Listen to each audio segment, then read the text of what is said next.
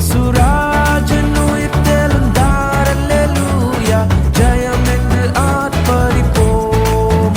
இயேசுராஜன்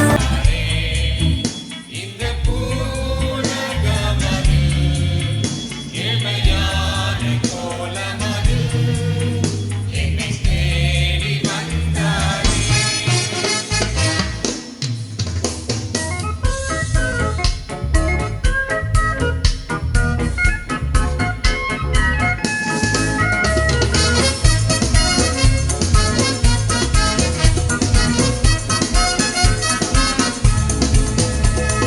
சேனை ஜெயிக்க பிறந்தார், சாவின் போரை முறிக்க பிறந்தார். சத்ரு சேனை ஜெயிக்க பிறந்தார், சாவின் போரை முறிக்க பிறந்தார். சமாதான பிரபு பிறந்தார், பாடுவேன் அல்லேலூயா. சமாதான பிரபு பிறந்தார், பாடுவேன் அல்லேலூயா. In Bethlehem, so the Holy Bible said, "Where is my child? Jesus Christ was born on Christmas Day." Hark now, hear the angels sing, a new King born today. Man will live forevermore because of Christmas Day. Trumpets sound and angels sing, listen to what they say. அன்னை மரிசுதனை வானோர்களும் வந்தடி பணிபவனை, முன்னணை மீதுற்ற சின்ன குமாரனை, அன்பு பெற நின்று பைம்பொன் மலர் தூவி, நானும் staff அனைவரும் இயேசு கிறிஸ்துவை வருக வருகவென்று இந்த விழாவிற்கு வரவேற்கிறேன். முதலாவதாக இங்கு அமர்ந்திருக்கிற நம்முடைய டிஎஸ் ஐயா நம்முடைய மருத்துவமனையின் ஒவ்வொரு முன்னேற்றத்திலும் ஸ்டாஃபுடைய பெயரிலும் மிகுந்த அக்கறை கொண்டவர்கள். அனைவரும் எழும்பி நின்று கரங்களை தட்டி ஐயாவுக்கு நம்முடைய நன்றியை தெரிவித்துக் கொள்வோம். இன்றைக்கு புத்தாடைகளையும் வழங்கி நம்மை மகிழ்வித்திருக்கிறார்கள். கர்த்தராகிய இயேசு கிறிஸ்துவின் நாமத்தினாலே அவர்களுக்கு எங்களுடைய நன்றியை முழு மனதோடு தெரிவித்துக் கொள்கிறோம் ஐயா. அவர்கள் மேலப்பாளையம் மருத்துவமனை விரிவாக்கத்திற்கும் 1/2 கோடிக்கு மேலாக செலவு செய்து ஒரு நிலத்தையும் நம்முடைய மருத்துவமனையின் எக்ஸ்டென்ஷனுக்காக வாங்கி கொடுத்த கொடை வள்ளல், கொடுத்து சிவந்த கரங்கள் என்று சொல்லுவார்கள். அதற்காகவும் அவர்களுக்கு மருத்துவமனையின் சார்பாக நன்றியை தெரிவித்துக் கொள்கிறோம். அவர்களை நம்முடைய மேனேஜர் ஜோசப் சார் பொன்னாடை அணிந்து வரவேற்கிறார்கள்.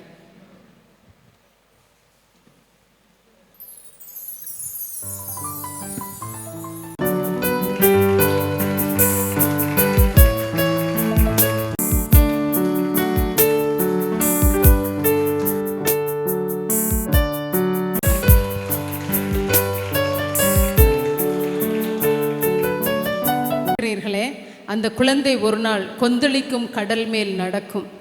அந்த பாதங்களில் அநேக குருடர்கள், செவிடர்கள், நோயுற்றவர்களை கொண்டு வைப்பார்கள்.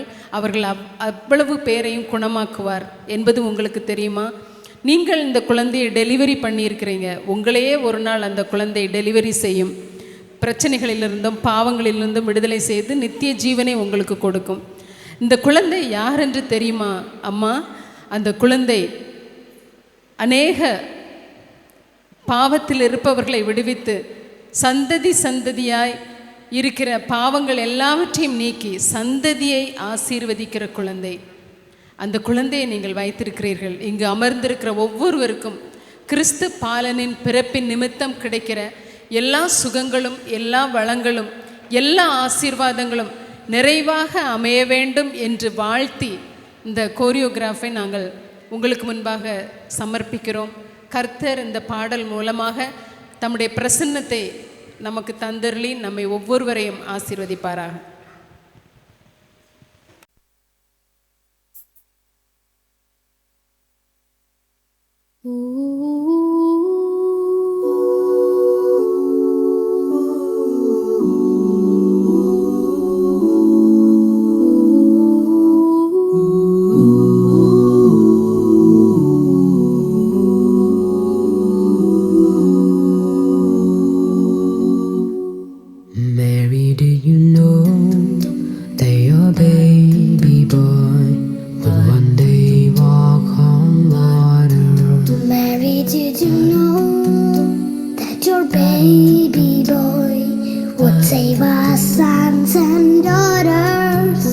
Did you know that your baby boy has come to make us new? This child that you deliver will soon deliver on. Mary, did you know that your baby boy will give sight to a blind man? Mary, did you know that your baby boy will calm the storm with his hand? Did you know that your baby boy has walked where angels trod? When you kiss your little baby, you kiss the face of God. Mary, did you know? Mary, did you know? Mary, did you know? Did you know? Mary, did you know? Mary, did you know? Mary, did you know? Mary, did you know? The blind will see, the deaf will hear, the deaf will live again.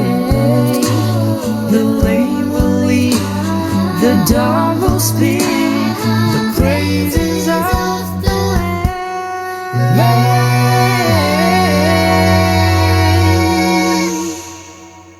Mary, did you know that your baby boy is Lord of all creation?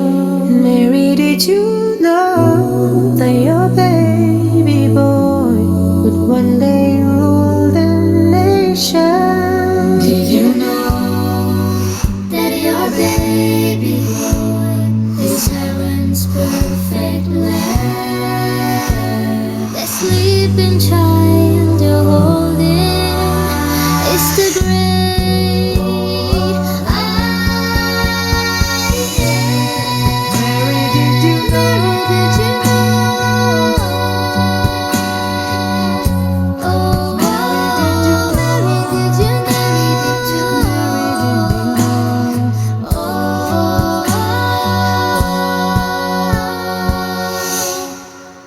Mary, did you know?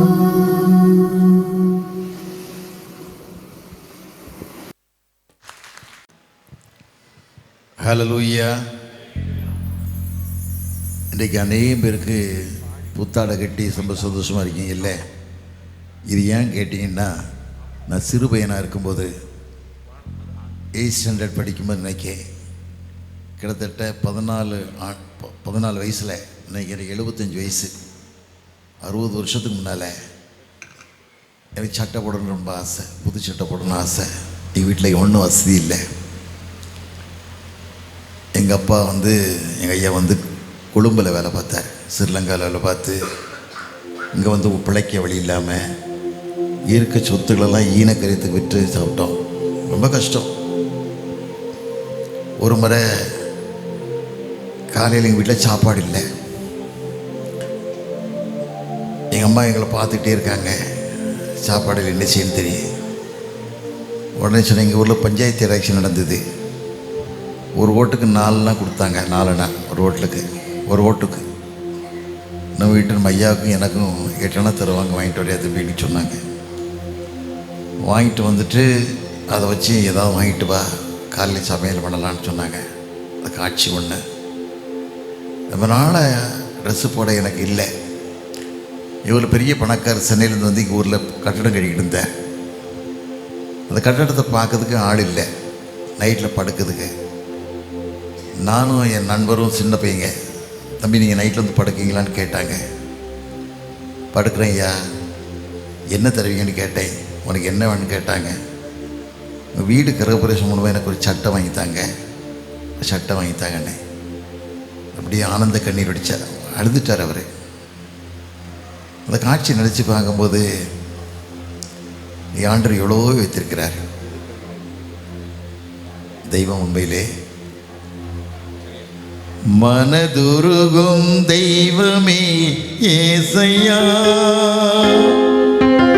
மனதார துதிப்பேன் தோத்தரிப்பேன். மனதுருகும் தெய்வம்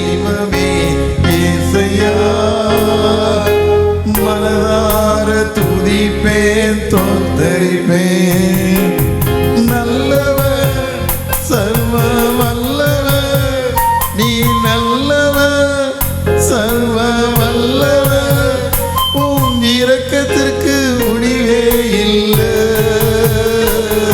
உன் அன்பிற்கு அளவே இல்லை, உன் இரக்கத்திற்கு முடிவே இல்லை, உன் அன்பிற்கு அளவே இல்லை. அவை காலைதோறும் புதிதாயிருக்கும், அவை காலைதோறும் புதிதாயிருக்கும்.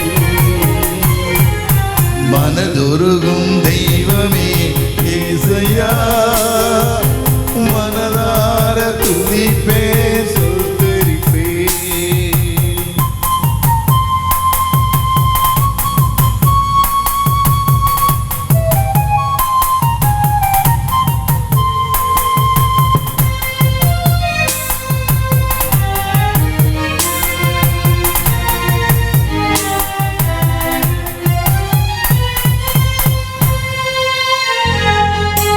எங்களுக்கு சமாதானம் உண்டு பண்ணும் தண்டனையோ உன் மீது விழுந்ததையா,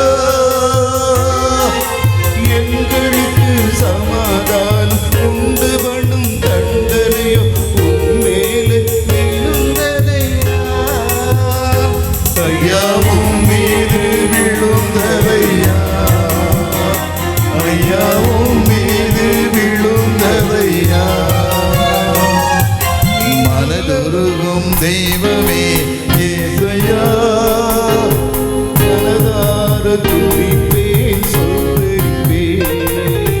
மனதுருகும் தெய்வமே இயேசையா, உன்னை மனதார துதிப்பேன் சொல்லிப்பேன்.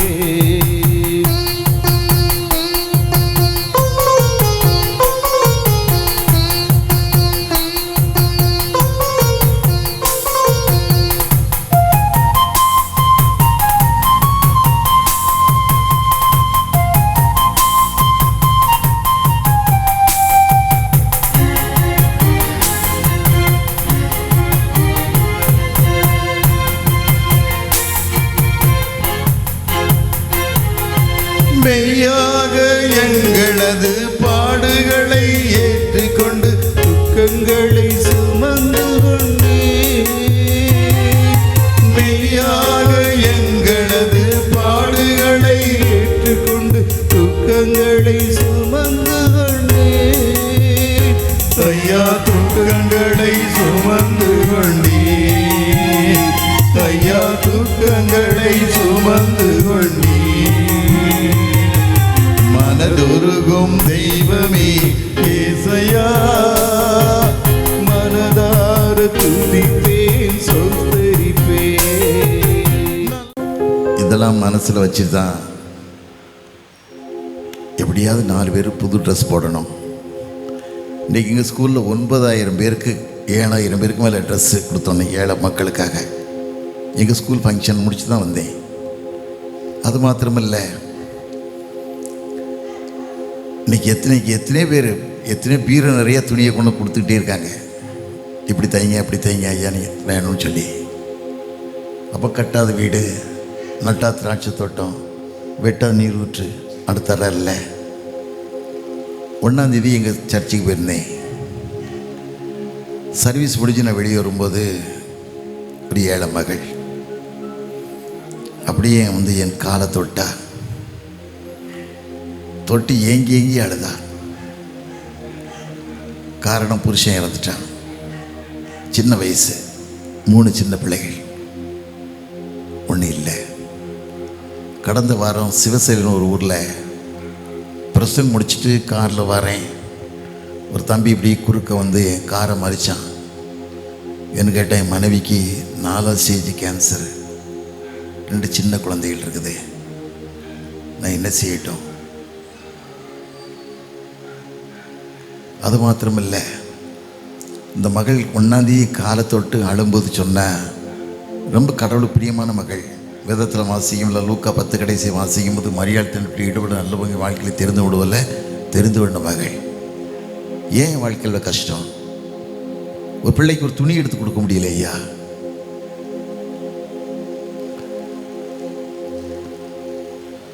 பொன்னை புடமிடுவார். வாழ்க்கையில் எத்தனையோ போராட்டம், எவ்வளோ கஷ்டம். ஆனால் ஆண்டவர் தேடும்போது இன்னைக்கு கிறிஸ்தவடி வாழலை, உண்மையான கிறிஸ்தவங்க வாழலை. 95% உண்மையான வாழ்க்கை இல்லை, ஏதோ போலி வாழ்க்கை. நாங்களும் கிறிஸ்தவமாக வாழ்கிறோம். பாருங்கள், திருச்சபை சீரழியுது பார்த்தீங்களா? 24 திருமண்டலம் சீரழியுது. காரணம் கடவுளுக்குறமான பாவம், உண்மையுள்ள ஒளி இல்லை, பெருமை. பெருமை பெருமையோடு மனுஷன் வாழ்கிறான். பெருமையோடு தேவன் எதிர்த்து நிற்கிறார். தாழ்மையில் தான் கிருபை அளிக்கிறார். இன்னைக்கு மிஷனரி இல்லைன்னா ஒரு அடி நல்ல நம்மகிட்ட இல்லை. இந்த மிஷனரி பூமிக்கு வராமல் இருப்பாங்கன்னா ஒரு அடி நல்லா நம்மகிட்ட இல்லை. இன்றைக்கி நம்ம நிலத்தையே சுரண்டான். இந்த பெல் ஹாஸ்பிட்டல் முனையிலே பாருங்களேன், ஒருத்தர் கடையை போட்டு என்ன சீரழிது பாருங்கள். அது சாபம், அந்த குடும்பத்து சாபம். மிஷனரி உருவாக்க சொத்து. கடவுளுக்கு விரோதமாக காரியத்தை செய்யக்கூடிய மக்களை வாழ்கிறாங்க. ஒரு வாழ்க்கை அதுக்காக சொல்கிறாங்க. வேதத்தில் வாசிக்கும் இல்லை, மத்தேயு 1:23 வாசிக்கும் போது இம்மானு பேரிடு. இம்மானு தேவன் நம்மோடு இருக்கார். கடவுள் நம்ம கூட இருக்காரா? இருக்கும் மாதிரி வாழ்கிறோமா? கடவுள் நம்மோடு இருக்க மாதிரி வாழ்கிறோமா? எத்தனை விதமான தகராறு, எத்தனை கெட்ட வார்த்தை, தூஷணமான வார்த்தை, தேவையில்லாத வார்த்தை. இது வாழ்க்கை இல்லை. அருமையாக நடித்து காட்டினாங்க கோலிகிராஸ். அந்த தாய் எப்படி அழுதுருப்பா, மரியாள் பார்த்தீங்களா? எப்படி அழுதுருப்பா? திருமணம் பண்ணதில்லை, கன்சீவ் ஆயிடுச்சு. யோசேப்பு நீதிமான், தள்ளிடணும்னு நினச்சான், தேவன் தள்ளலை. எவ்வளோ கஷ்டத்தை ஏற்றிருப்பா. திடீர்னு சொல்லி எகிப்துக்கு ஓடுறா, எங்கெல்லாமோ ஓடுறா கழுதையில். அது குழந்தை அழும்போது மூட கூட துணி இல்லை. அழகா பாடுறாள்ல, ஏதோ கழுகிறாய் நீ. வாழ்க்கையில் ஒரு வாழ்க்கை தான், உலகத்தை ஒன்றும் கொண்டு வந்ததில்லை. இந்த விட்டு உலகத்தை கடந்து போகும்போது ஒன்றும் எடுத்து போகிறதில்லை. நான் கடந்த மாதம் தரங்கம்பாடி போயிருந்தேன். சீக்கன்பால் மிஷனரி 37 வருஷம் வாழ்ந்திருக்கார். அவர் பேர் ஜெர்மனில் பிறந்தார். அவன் நாட்டு சீதோஷ்ணல் 102 வயசு வரைக்கும் வாழலாம். இங்கே வந்து கும்பகோணத்தில் ஒரு பிராமணனை பிடிச்சி தமிழை கற்று இலக்கணம் கற்று வச்சு கூட ஏன் உருவாக்கி பைபிள் உருவாக்கி கொடுத்துருக்காரு. இல்லைன்னா பைபிள் நம்மகிட்ட இல்லை. 228 நாள் போட்டில் ட்ராவல் பண்ணியிருக்காரு. 68 பேரோடு வந்திருக்கார். 35 பேருக்கு செத்துட்டாங்க, தூக்கி கடலில் போட்டாங்க. அவங்க சாப்பிட்ட சாப்பாடு பச்சை மீன், களை தண்ணி கொதிக்க வச்சு குடிச்சிருக்காங்க. அது ராஜா உள்ள விடலை. எவ்வளோ கஷ்டப்பட்டு சிரமப்பட்டு, வீடு இல்லை, நிலம் இல்லை. மீண்டும் 228 நாள் ஊருக்கு போயிட்டு தன் சொத்துக்களெல்லாம் விற்று மறுபடியும் இந்த இடத்த வந்து சத்துணவுலாம் ஆரம்பிச்சிருக்காரு. பெண்களுக்கு மறுவாழ்வு கொடுத்துருக்காரு. நிறையா இப்படிலாம் வாழ்ந்த பூமி இன்றைக்கி சில சூறையாடப்படுது. வேதனையாக இருக்குது, வேதனையான கஷ்டம். ஒவ்வொரு காரியத்துக்கும் ஆண்டவர்கிட்ட பதிச்சிடணும். வேதத்தில் வாசிக்க நீதிமொழிகள், பைபிள் மத்தேயு 25:19 வாசிக்கும் போது கணக்கு கேட்க எஜமான ஆண்டவர் வர போகிறாரு. அந்த யாராக இருந்தாலும் சரி கடவுளோட கணக்கு கொடுக்கணும். இது மனசில் வச்சு நம்ம வாழ்க்கையை கொண்டு வருவோம். கடவுள் சாட்சியாக வாழுவோம். டாக்டர் ஜெய்சிங் மெட்ராஸில் வாழ்ந்தாங்க. எம்ஆர் அதை ஷூட் பண்ணிட்டான் எம்ஜிஆரை. டாக்டர் ஜெய்சிங்லாம் வந்து கொண்டு எடுத்துருக்க முடியாது, அவர் தான் கொண்டு எடுத்தார். தேவ மனுஷன். அப்படி ஒரு வாழ்க்கையை நம்ம ஒப்பு கொடுக்கணும். தியாகமான வாழ்க்கை வாழணும். ஒரு தியாகமான வாழ்க்கை அப்படி வாழ்ந்தால் தான் கடவுளுக்கு மகிமையை செலுத்த முடியும், சாட்சி உள்ள வாழ்க்க முடியும், உன் குடும்பங்களை ஆஸ்வதிக்க விட முடியும். ஒருவன் எனக்கு ஊழியம் செய்வானால பிதாவனுக்கு காண பண்ணுவார். நீங்கள் கடவுளுக்கு பிரியமாக வாழ்ந்துட்டீங்க அப்படின்னு சொன்னால் உங்கள் வாழ்க்கையில் ஒரு குறைவு இருக்காது. இம்மானுவேல் தேவன் கூட இருப்பார், ஆஸ்வதிப்பார், வழிநடத்துவார், காத்துக்கொள்வார். இன்னும் சில இடத்துல நாங்கள் போக வேண்டிய தலையெடுத்தாலும் ஜோம் ரொம்ப சந்தோஷம். நீங்களும் வாழ்க்கையில் முடிஞ்ச வரைக்கும் உதவியோ. நான் தருத்திரமாக வாழ்ந்தேன், சாப்பாட்டு வழி இல்லாமல் வாழ்ந்தேன், ஒன்றும் இல்லாமல் வாழ்ந்தேன். நீங்கள் ஆண்டவர் என்ன எவ்வளோ வைத்திருக்கிறார். எவ்வளவோ இருக்கார். சாதாரணமாக காரியம் இல்லை. வேதத்தில் வாசிக்கமில்லை. உபா 1:12 வாசிக்கும் போது இன்றைக்கு இருப்பதை பார்க்கலும் 1000 மடங்கு அதே கிருபை ஆண்டு தந்திருக்கார். உன் வாழ்க்கையில் இப்படிப்பட்ட கிருபையை தருவார். அருளாத டாக்டர் ஜெய்சிங் ஆப்ரேஷன் பண்ண போகிறாங்கன்னா பேஷண்ட்டுக்கு தெரிஞ்சிட்டு இப்படி சொன்னால் பெட்டில் விட்டு எழுப்பிடுவாங்களாம். ஏன்னா சோகம் கிடச்சிச்சின்னு சொல்லுவாங்களாம். காரணம் ப்ரேயர். அவன் நீங்கள் ஸ்டாஃபாக இருக்கீங்க, டாக்டர்ஸாக இருக்கீங்க, எந்த பேஷண்ட்டை கை வைக்கும்போதும் கரங்களை மேலே சிலுவை போட்டு ரத்தம் சுகப்படுத்தட்டோமப்பா. 38 வருஷமாக பெருசா குளத்து படத்தில் மகிழ்ச்சின்னு விடுதலை கொடுத்தீங்களே, மகனுக்கு விடுதலை கொடுங்க. சிலுவை போட்டு ஜெபம் பண்ணுங்க. இயேசுன்ற ரத்தம் சகல காரியத்தையும் விடுதலை தரும். அப்படி ஜெபம் பண்ணி செய்யுங்க. சம்பளம் குறையாக இருக்கலாம், மிஷின் ஆஸ்பத்திரினே, ஆனால் ஆண்டவர் நிறைய ஆஸ்வதிப்பார். வேதத்தில் வாசிக்கும் இல்லை, நீதிமொழியில் 10:28 வாசிக்கும் போது கர்த்தரின் ஆசீர்வாதமே ஐஸ்வரியத்தை தரும், வேதனை கூட்டார். ஒரு வேதனை இல்லாத வாழ்க்கைன்னு தருவார். தள்ளி ஜெபம் பண்ணுமா. அதிகமாக நேசிக்கிற நல்ல ஆண்டவரே, எம்பட்டலை பாதுகாத்து வழியெடுத்து இந்த கிருபைகளுக்கு நன்றி ராஜா. அன்பு பிள்ளைகளை விசேஷித்த கரம் கொண்டு காத்து கொண்டீங்க. இன்னும் காத்துக்கொள்ளுங்க. செல்வழி வைத்தியத்தை நீ அறிந்திருக்கீங்க. பிணிகளின் வைத்தியம் தேவைன்னு சொன்ன தெய்வம் இந்த பிள்ளைகளை ஒரு அற்புதத்தை கொடுங்கப்பா. வழிநடத்தி காத்துக்கொள்ளுங்க. அருமையான ஜூலியட் அம்மாவுக்காக, ஜோவுக்காக, ஆஃபீஸ் ஸ்டாஃபுக்காக, மற்ற பிள்ளைகளுக்காக, இந்த ஹாஸ்பிட்டலுக்கு அவர்களும் எல்லா நிலையிலும் வழிநடத்தி காத்துக்கொள்ளுங்க. மெய்யான ரட்சகர் என்பது வாழ்க்கையில் அறிந்து தெரிந்து புரிந்து வாழ கிருபை தாங்க. மீதியான காரியத்தை பொறுப்படுத்திக் கொள்ளுங்க. ஒவ்வொரு பிள்ளைகளையும் ஆஸ்வதிங்க. அறியாத பிள்ளைகளுமே அறிந்து கொள்ளட்டும். காத்துக்கொள்ளுங்க, பலப்படுத்துங்க.